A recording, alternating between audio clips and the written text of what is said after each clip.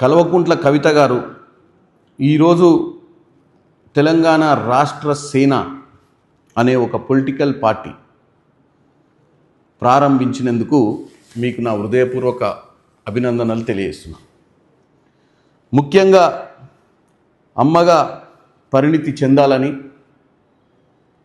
కేవలం జేబులు చూసి కాదు కడుపు చూసి పరిపాలించాలని మీరు చెప్పిన అంశాన్ని తెలంగాణ ప్రజలు ఈరోజు విన్నరు. వినడమే కాదు, గత 10 సంవత్సరాలు 2014 నుంచి 23 దాకా మీరు మీ కుటుంబం కేవలం జేబులు చూసే పరిపాలించినట్టుగా, కడుపు చూసో కష్టాలు చూసో పరిపాలించలేదని మీరే ఒప్పుకున్నారు. ఈరోజు కవిత గారు, నాది ఒకటే ఒక విషయం, ఆ రోజు కూడా టీఆర్ఎస్ పార్టీయే, ఈరోజు కూడా టీఆర్ఎస్ పార్టీయే మీరు పెట్టేది. అప్పుడున్న టీఆర్ఎస్ పార్టీ కూడా నీళ్లు నిధులు నియామకాల నినాదంతో తెలంగాణ ప్రజలకు నువ్వు ఈరోజు చెప్పిన ముచ్చటే మీ నాయన చెప్పి అధికారంలోకి వచ్చారు. అధికారంలోకి వచ్చిన తర్వాత ఆ పనులు చేస్తలేదని మీరు అప్పటికే తెలంగాణ జాగృతి పెట్టారు. మీరు 2016లోనే కనుక ఇదే విధంగా బయటకు వచ్చి ఇదే తెలంగాణ రాష్ట్ర సేన పెట్టుండి తెలంగాణ ప్రజల్ని జాగృతి చేసి ఉంటే బ్రహ్మాండంగా మిమ్మల్ని ఆదరించేవాళ్ళు. ఎందుకంటే ఈ తెలంగాణ ఇట్లా దోసుకోబడేది కాదు, ఈ తెలంగాణ నిధులు ఆవిరయ్యేటివి కావు, మిగులు రాష్ట్రంగా ఉన్న తెలంగాణ రాష్ట్రం అప్పుల రాష్ట్రం అయ్యేది కాదు. కానీ 10 ఏళ్ళు ఏ రోజు కూడా మీరు నిమ్మకు నీరెత్తినట్టుగా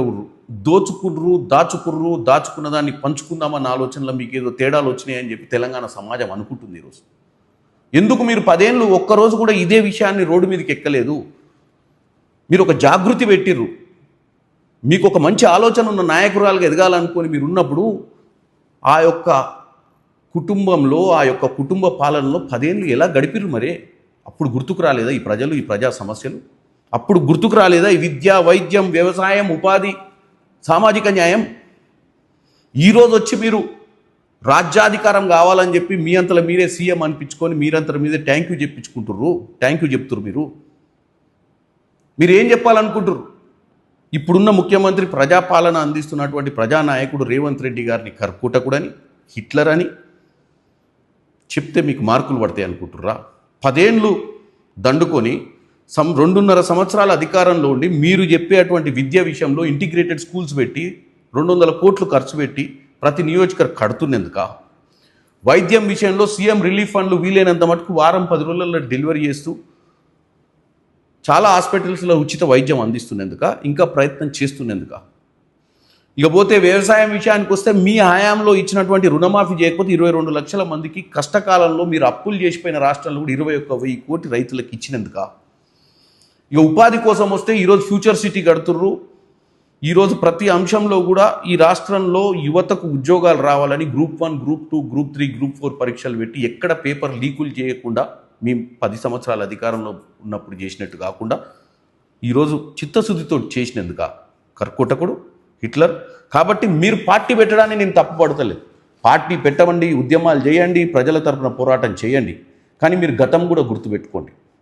గతంలో మీ తండ్రి గారు కొత్తగా పార్టీ పెట్టినప్పుడు నా కోరిక కేవలం తెలంగాణ కోసమే, నీళ్లు నిధులు నియామకాలే, నా కుటుంబంలో నా కొడుకు కానీ నా బిడ్డ కానీ అమెరికాలో నాకు కానీ ఎవరికి ముఖ్యమంత్రి వద్దు, ఒక దళితుడిని ముఖ్యమంత్రి చేస్తా అని చెప్పొచ్చిండు. కానీ ఈరోజు నేనే ముఖ్యమంత్రి అవుతా అని చెప్పుకొని వస్తారు. ఎలా నమ్ముతారు తెలంగాణ ప్రజలు చెప్పండి?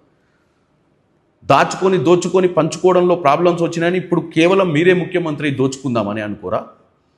కాబట్టి ఏదున్నా ఒక కన్స్ట్రక్టివ్గా పార్టీ పెట్టి ప్రజల కోసం పోరాడడం తప్పు కాదు. ఒక తెల్ల కాగితం అయితే అందరు నమ్మొచ్చు, మీరు తెల్ల కాగితం మాదిరి కాదు కవిత గారు. మీరు 10 సంవత్సరాలు మీ కాగితం మీద ఎన్నో మచ్చలు, ఎన్నో మార్కులు, ఈ రాష్ట్రాన్ని అప్పుల రాష్ట్రంగా, అప్పుల కూపిలోకి తోసినటువంటి పార్టీలో ముఖ్య సభ్యురాలుగా ఉన్నారన్న విషయాన్ని మర్చిపో, ఒక పార్లమెంట్ సభ్యురాలుగా, ఒక ఎమ్మెల్సీగా, ఒక కూతురుగా ఇప్పుడు వస్తే ఎవరు నమ్ముతారు? కాబట్టి వెనకట మీ నాయనే చెప్పిన పిటకథలు చెప్పి మళ్ళీ తెలంగాణ ప్రజల్ని పక్కదో పట్టియాలనుకోకండి. తెలంగాణ ప్రజలు బాగా రాటుదేలిపోయారు. మీరు చేసిన మోసానికి మీరు 10 ఏళ్లలో ఇక్కడ ఉన్నటువంటి తల్లిదండ్రుల గోస, వాళ్ళ పిల్లలకు ఉద్యోగాలు లేకుండా, ఈరోజు రాష్ట్రం ఎక్కడో ఉండాల్సిన రాష్ట్రం, మిగులు రాష్ట్రాన్ని ఈరోజు నెలకు వడ్డీలు జీతాలు కట్టలేని స్థితిలో వదిలిపెట్టిపోయినందుకు మిమ్మల్ని ఎప్పుడు తెలంగాణ సమాజం క్షమించదని చెప్పదలుచుకుంటాను.